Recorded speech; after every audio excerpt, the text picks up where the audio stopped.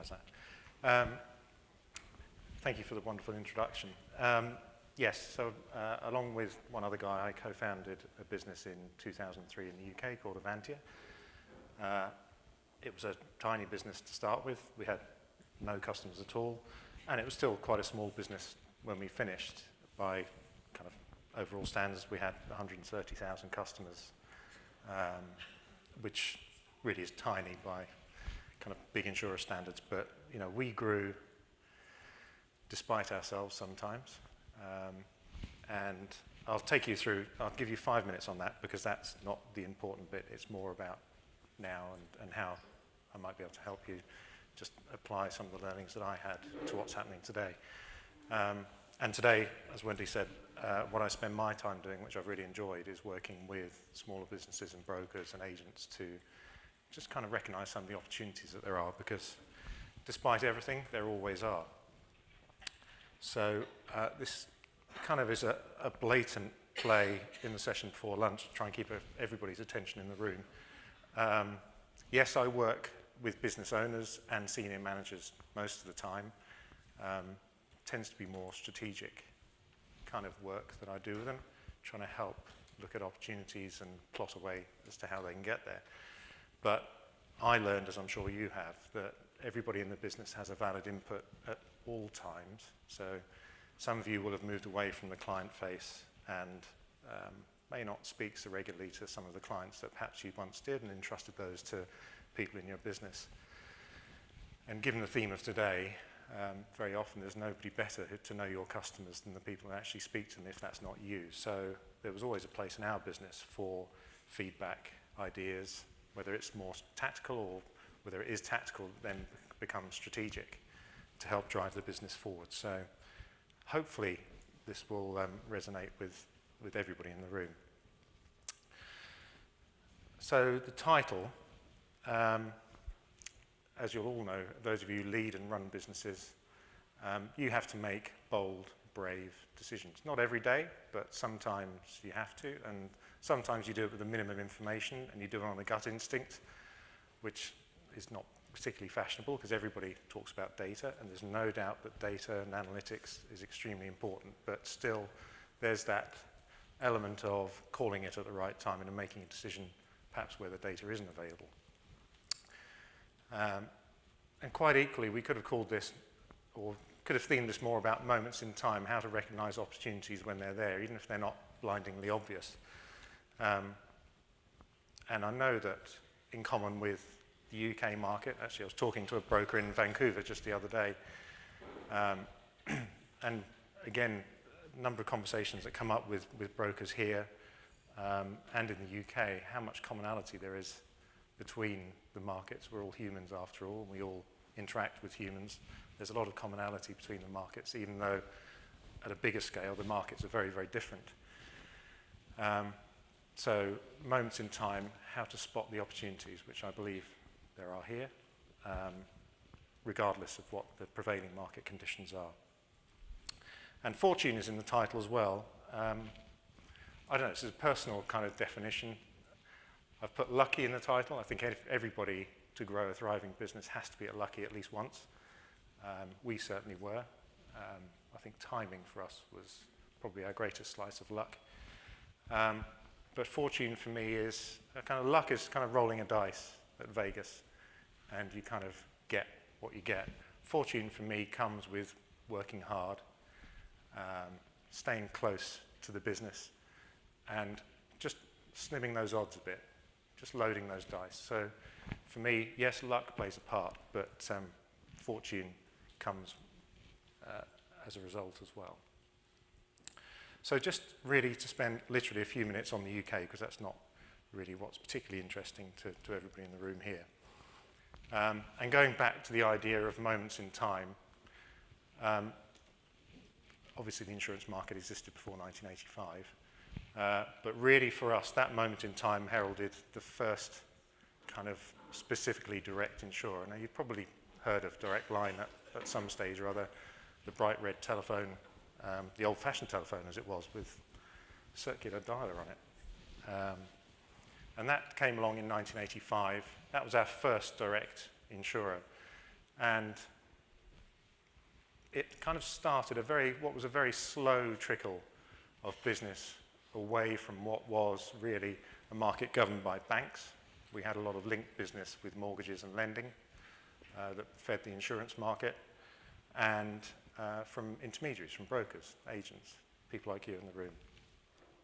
So it didn't happen overnight, but during the 1990s, given that we'd had our first kind of solely direct proposition land in 1985, all what I would call the traditional incumbent insurers, the guys that had only distributed via brokers prior to that point, started to change the way that they behaved. They had to compete, they had to retain market share, and so you saw a lot of more direct propositions coming from the likes of Norwich Union, General Accident, Commercial Union, all under the Aviva brand nowadays. So there was a slow move during the 1990s, and so what customers, clients, which I know I shouldn't interchange those two terms, but I'm going to for the time being, what they found was the brands that they knew and trusted, brands that they'd seen on their broker documentation for the last 10, 20, 25, 30 years, that now appealed to them directly, and they could go to them. They had, yes, they would have had some loyalty to their broker, but actually, for those who understood who paid the claim, they could now go straight to the source of the people who paid that claim. So there was some brand loyalty, and that played a part in this kind of slow exodus away from purely intermediated business. So you saw a lot more choice in terms of big brands kind of prevalent in the market in the UK.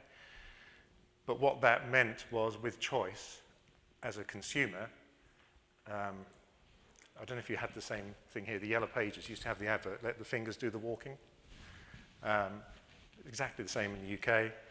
You had to dial around now to get a quote from half a dozen, 6, 7, 8, either brokers or insurers or a mixture of both. So actually now, where you used to go to your broker and he or she would do that work for you, if you were set on moving away from broker, you had to then do that work yourself. So that kind of spawned a new different market in about 2003. I guess it's questionable. It probably started just a little bit before that, where you could put in some limited information, half a dozen kind of risk characteristics to a site and get an estimate of a quote back.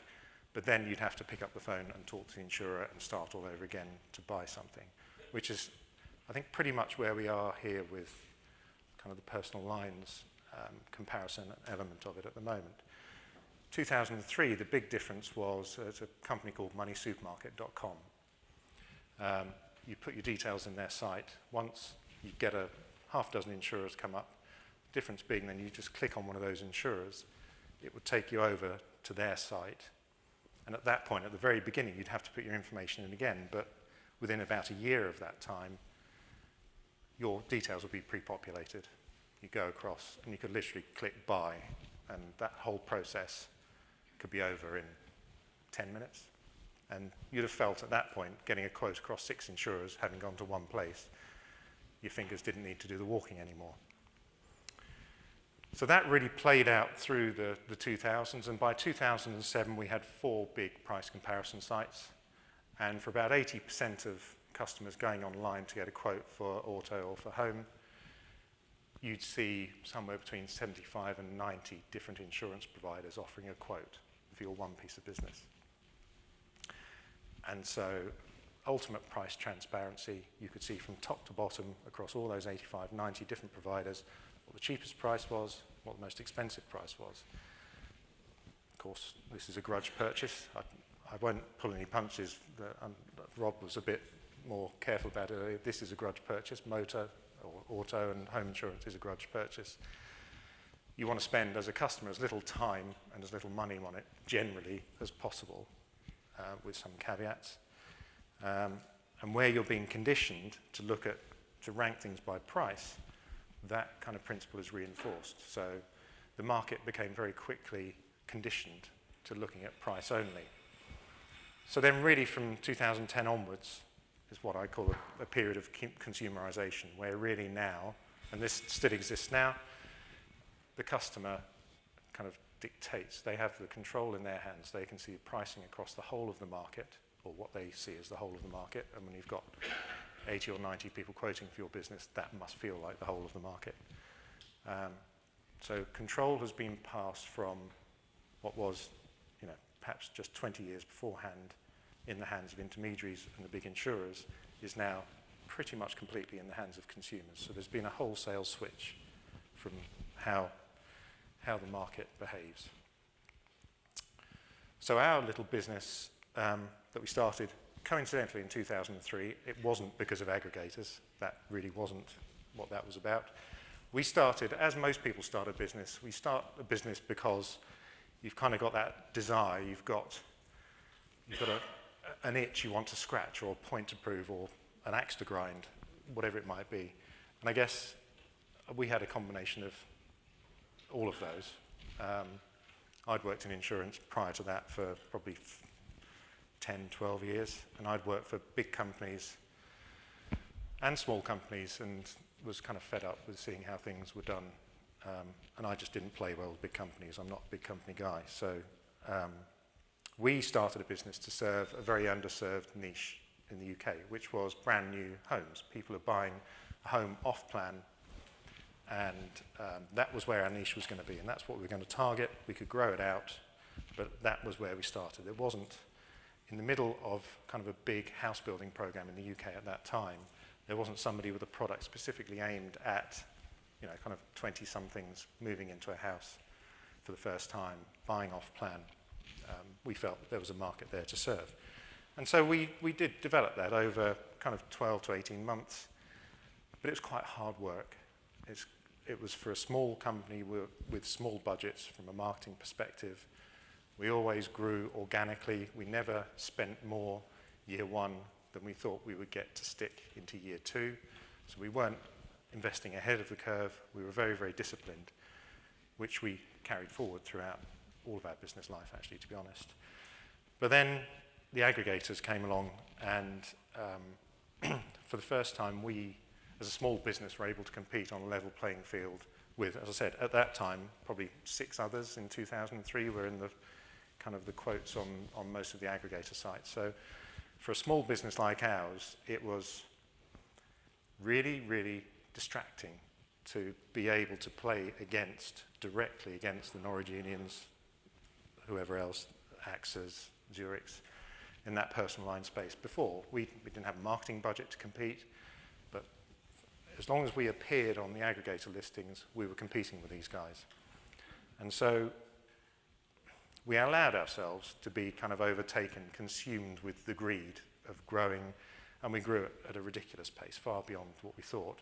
And even better, we weren't actually doing the marketing. The aggregator site was doing the marketing for us. So kind of the word I use there is complacency. We got lazy, we got complacent, and we stopped challenging ourselves. We stopped asking ourselves the questions that we should have asked. Kind of the what if. What if this all disappears tomorrow? What do we do? Where do we go? What's the market? So we didn't do that. And so we got to 2007, and we were then one of 86 people quoting from being one of 6 people quoting. As I said, we kept to not investing ahead of the curve. We spent, the $75 to acquire the business that the aggregator would charge us, and that business generally would retain at about 75 to 80%. So it was a great train to be on at that time. But because price transparency was new to the market, nobody knew how to underwrite it. So our underwriting results were absolutely shocking. Having never written a bad bit of business before, I became quite professional at it, unfortunately.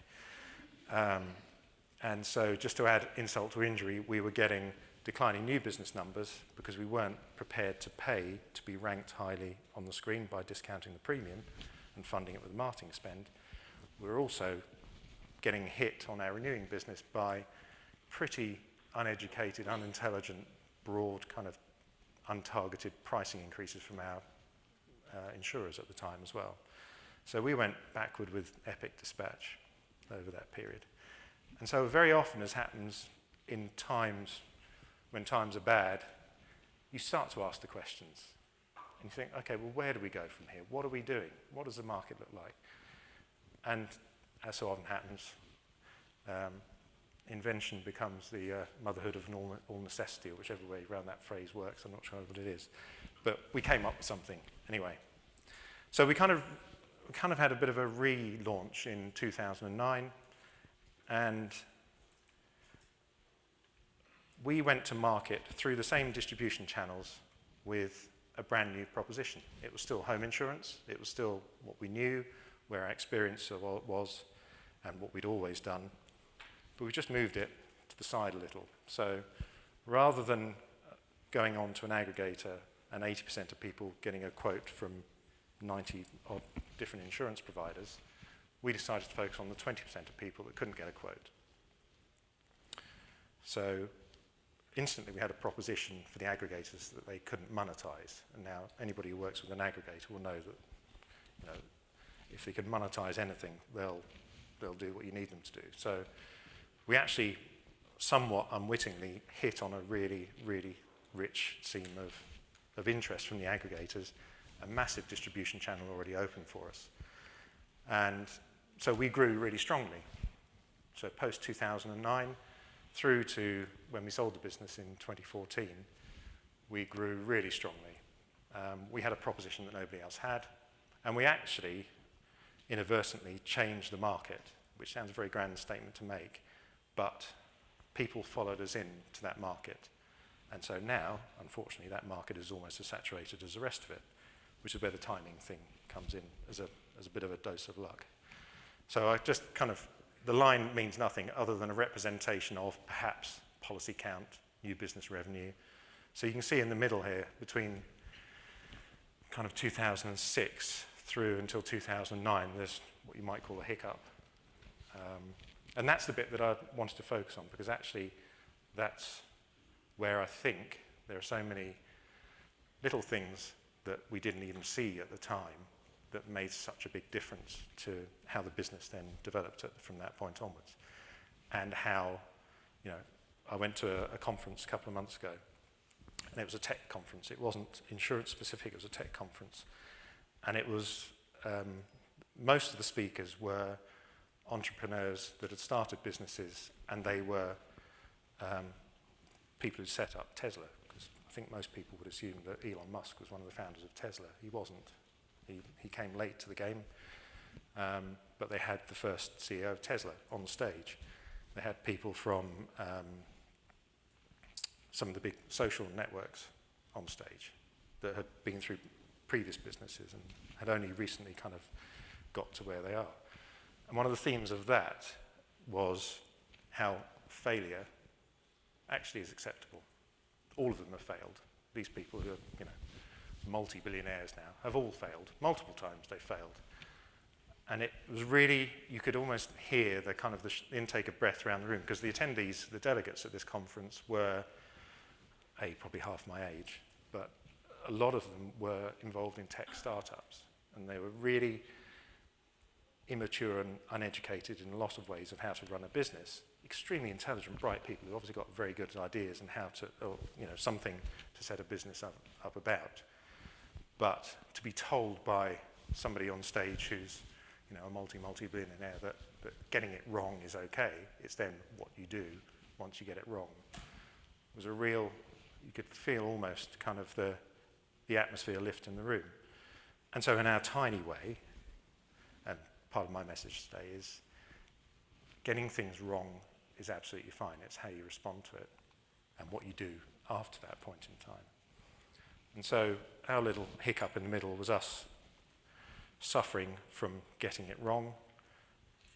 The kind of where we start to tick back up again was through a lot of kind of hard work and some kind of philosophical introspection, trying to work out what we were doing and where we could be in the market and what we had to offer. So we kind of asked half a dozen kind of really key questions, challenging ourselves to understand whether we had the drive to do it anymore. Do we have the ideas? What's happened to the market that we did so well in only 3 years ago? Where's it gone? Is it still there?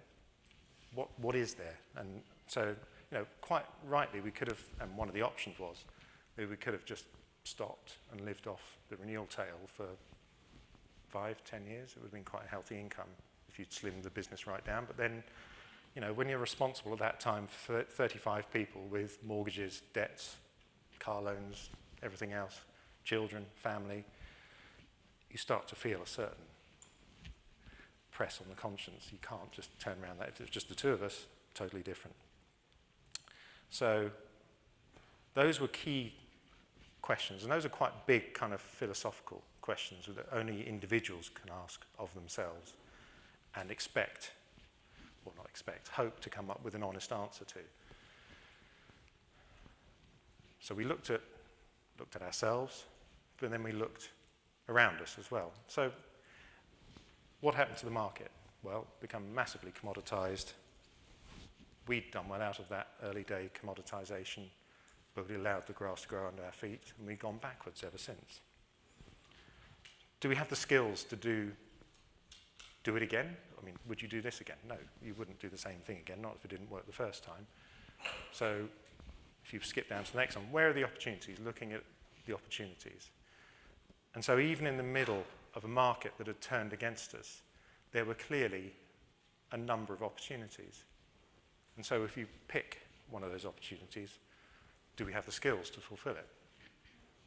Some we did, some we didn't. So we had to set about understanding what they were and then putting together a way of getting us through that.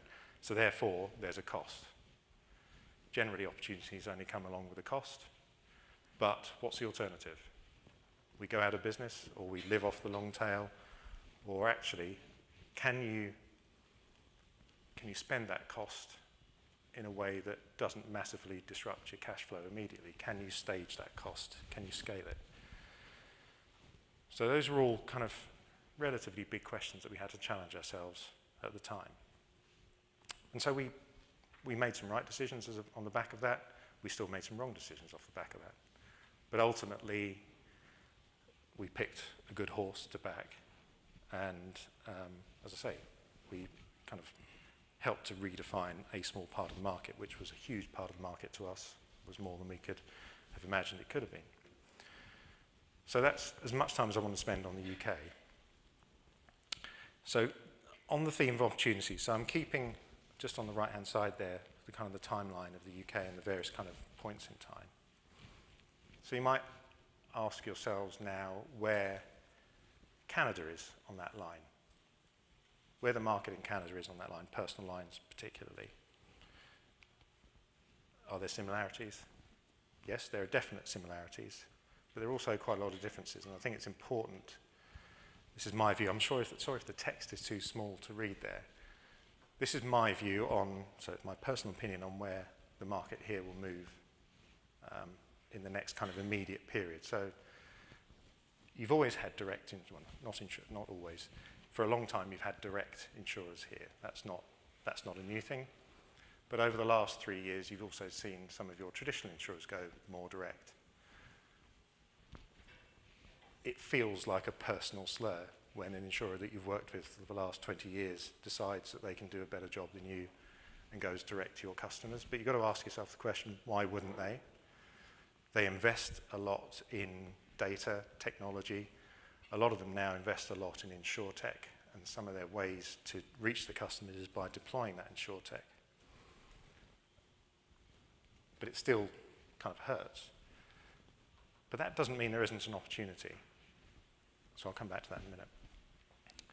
The next 3 years, that more direct kind of approach by some of the more traditional insurers, I think, is only going to increase for those same reasons. But I think then you'll see a response from the consumers, and they'll demand more. So insurers are likely to go direct to consumers. They've got big brands, big budgets, investments in technology. You'll see much more in the way of the ability to conduct your insurance life through a handheld proposition. Use of, I mean, it's quite nice to come to a conference where AI and machine learning isn't the only thing that we talk about. It's, you know, there are humans in the process, but AI and ML will be a part of particularly what the insurers are working on to make propositions more consumer focused. So I've used the word outcome. Is the outcome inevitable? So what's the outcome? If you look into that, that means there's nothing left for anybody who's an intermediary, which is ridiculous. Of course there is. It's going back to those moments in time and spotting what's actually happening, asking yourselves the question, okay, well, where do we sit if we believe this is what's happening, and what do we do about it?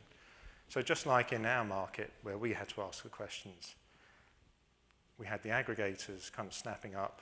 I think now the stats show that 70% of all auto and home business is written by the aggregators in the UK.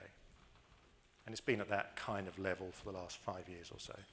But it was getting that way when we had our moment. But what we spotted was, and you look back on it, it's not rocket science at all. Insurers are good at what insurers do. Generally, they're not good at what you guys do. They're not so good on the one-to-one contact. They're not so good about convincing clients and customers that they care about you. You feel as a client or a customer, which is why I'm still interchanging those two words, as a customer of an insurer, you feel like a number. Hopefully, your clients feel like clients. They don't feel like a number. So there's something in that. As insurers move, and these are big companies, big kind of huge structures, moving into what you might call your space, there's gaps that they'll leave behind them and all around them. And so you need to try and understand in your particular market, whatever that might be, you might have a niche that you look after, or you might not look after a niche at the moment, but is a niche a place to go? Where insurers, the money's too small for them, they won't invest in it, but it's big numbers for you guys. That's exactly what we did. I mean, I know 130,000 customers sounds like a lot, but when we started, we were writing $15 million gross written premium in 2009, I suppose that was. That's kind of a rounding error to insurers. That doesn't even figure on most insurers' balance sheets. So, what will be a thriving business to anybody in this room, to a lot of insurers, isn't worth the investment because it would just cost too much. So, yes, I'm kind of putting these two out here. I think there's been enough discussion this morning to kind of substantiate these. I think most people would agree that times are a-changing. More insurers are going more direct. So I keep saying more direct. I don't mean necessarily completely leapfrogging you. There'll be kind of affinity schemes and kind of the gentle, direct kind of things coming along. But I think in 5-10 years' time, the shackles will be off, and there'll be a lot more in your space. But that doesn't mean that you can't do anything about it. So, just to give you hopefully some practical tips as to the kind of questions that we asked. Look at your market. It's very difficult for me to tell a group of 120 or however many people it is today what each individual market is. But have a look at where your market is. How has it changed in the time that you've been working in it? And was there a rich seam of business or a time period where you struck gold? And is that achievable to recreate or build on, move a little bit to the left or to the right? That's where some of your lowest hanging fruit will be. That's what will create the opportunities. Insurers moving into the direct space will inevitably leave gaps behind. So you need to just try and think for your market, your expertise, are those gaps there? And if they are, not all of them are going to be worth trying to follow. There will always be cost attached. You might not have the skills. Do you understand what your customers want of you, actually? And have you got the skills to deliver it, either currently or if you move into these new territories? And if you don't have to solve that skills plan, also that skills gap overnight. You can have a plan that takes you towards delivering it. Yes, there might be some costs involved. Any opportunity potentially has some degree of cost attached to it. So can you break that down into bite-sized chunks so that your cash flow can kind of handle it over a staged period of time? And how do you keep that development going? There's no point landing in the opportunity and then sitting back and hoping that it continues to bear fruit as it does on day one. That just won't happen. So, talk to your existing insurers. They're not going to abandon you overnight. You're still a vital part of what they do, but I think we all accept that there is going to be more of a move to direct at that point. And take the opportunity to open new conversations. I think, you know, one of the ways that brokers in the UK responded to the market changing as it did was that because rates dropped by about 50% in some cases in the course of about 5 years, margin dropped, aggregators got more greedy with what they expected you to pay them to bring the business on board. So as a broker, as an intermediary, margins were squeezed drastically in quite a short period of time. Brokers had to turn to alternative sources of income. So where for years the margin on the core policy, whether that was an auto policy or a buildings and contents policy, was sufficient to keep a broker going, that margin went essentially on marketing. And so what brokers moved into were kind of the add-on products to a home insurance product. And it wasn't unusual to see a broker with 8, 9, 10 different potential add-on products, from garden cover, PA, some kind of personal accident cover, legal expenses, I know is kind of, that's kind of a mainstay, home emergency, home assistance type covers. The problem is, here, a lot of you use direct bill, so your insurer's got no motivation to help you at all. And that is one of the biggest drags that I see, I think, from a way for you to respond to how the market's changing. Because think very carefully if that direct bill way of transacting works for you. It feeds into a couple of the other comments I've got later on as well. Should be always focused on your customers, not then focus on your customers. I'm just going to whiz through this because I've got these questions coming in a second. I just thought I'd spin today's questions on its head. Do your customers know who you are? Who's their relationship really with? Have you taken account of their changing needs? Do you do anything exceptional? Do you delight your customers? They're quite big fundamental questions, but you don't have to go at them all at once. And it doesn't mean there's only one answer. So these are all the questions that, with hindsight, we should have been asking ourselves all through that period where we were kind of enjoying making hay while the sun shone, and we didn't. We just allowed ourselves to just be carried along. So where do we go? So do the customers know who you are? So one of the big things that's happened in the UK is there's so many names now in the soup of people that deal with them when buying their insurance. You've potentially got a broker, you've got an insurer, you've got a claims company, you've got a loss adjuster, you've got a loss assessor. Do they know who they're buying from? In the UK, a lot of people think the insurer is the aggregator. That's where they buy their insurance. Well, it isn't. That's where you see where you're going to buy insurance from. You actually click through to Aviva's site or whoever's site it's going to be. So is your identity clear? And what does your brand mean to your customers? A lot of businesses here, more so than the UK, are built on the back of regional, local, community contact and loyalty. But when you've got big insurers with brands, when you've got big broker networks able to reach those customers, how do you retain that business? Or how do you win that new business? What does your brand actually mean to your customers? It may not be desperately important to all markets, depends which products you're selling. But certainly for the core products, I suggest that having identity and the customers knowing who you is very important. And this feeds into Who is their relationship really with day to day? Do they come to you for anything more than a new business quote and maybe renewal? What happens when they want to make a claim? Do they come to you first? Do you want them to come to you first? Possibly not. But what you might be doing, if you're not understanding what that process is, you might be turning what you believe is a client into a customer. And a customer very easily becomes a customer of somebody else. And there's going to be a lot more choice of where to go. So resting on past successes, that's what we did. Not a good thing to do.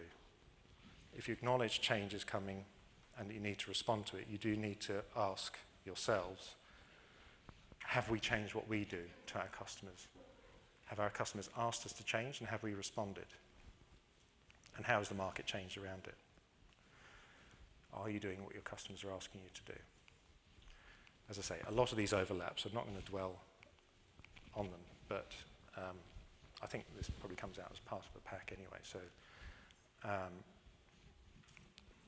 do you do anything exceptional? Why would somebody choose you over another company, particularly if there's going to be more and more choice? And I think one of the biggest points that our success helped to point to is that doing something different doesn't have to be radical.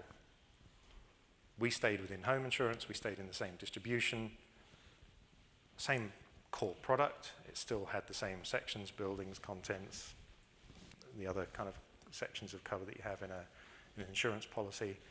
We didn't just ditch the lot and do something completely different. So there are going to be opportunities that are very closely related to what you do. Understanding what your competition is doing as well is important. Delighting a customer, what does that mean? You've had some really good examples this morning of that challenger concept, reaching out to customers before they even know they need to be spoken to. Are there any occasions where you do that? Do you do anything unexpected that is relevant and helps your customers? No point bombarding them with communications, it's irrelevant.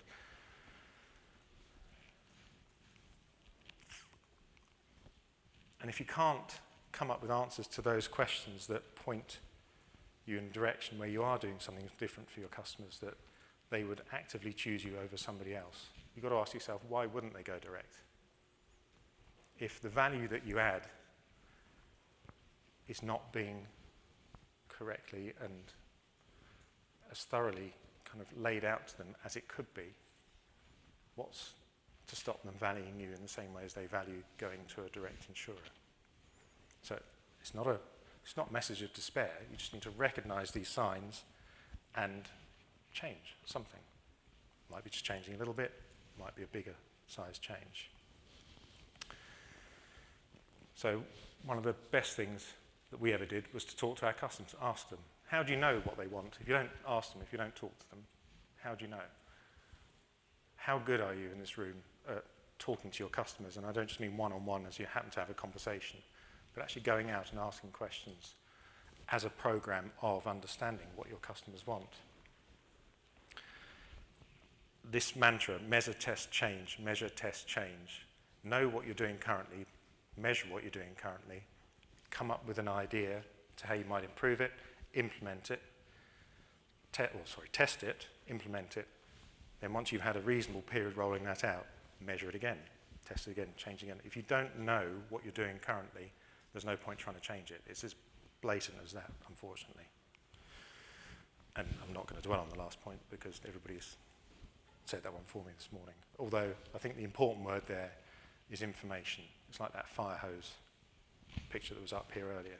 There's no point just going through data, but it can be and should be as simple as a spreadsheet to start with. Getting from here to here is very often enough, and that's what I do spend a lot of my time doing. So just to finish, the bravery bit, it's not just about the decisions that you make, it's being brave and honest enough to ask yourself the questions, even when times are good, but especially when times are bad, to challenge yourself as to whether what you're doing is the right thing. Are you communicating in the right way? How are you serving your customers? But also as a business, do you have a direction that you subscribe to and will follow? Yep, be particularly vigilant when times are good. Ask the what if question. What if this all went wrong tomorrow? What if somebody moved into my territory and took all my business away? What would we do? What are the options? And kind of recurring theme. You'll get things wrong, but the overriding message from all of these entrepreneurs at this conference I was at a couple of months ago was they only came up with their best ideas as a result of failing. You have to fail to come up with the right idea. We did, in our own little way. They did in a much bigger way. So it has to be part, you have to accept it as part of what you do. And that's it. Have we got time for questions?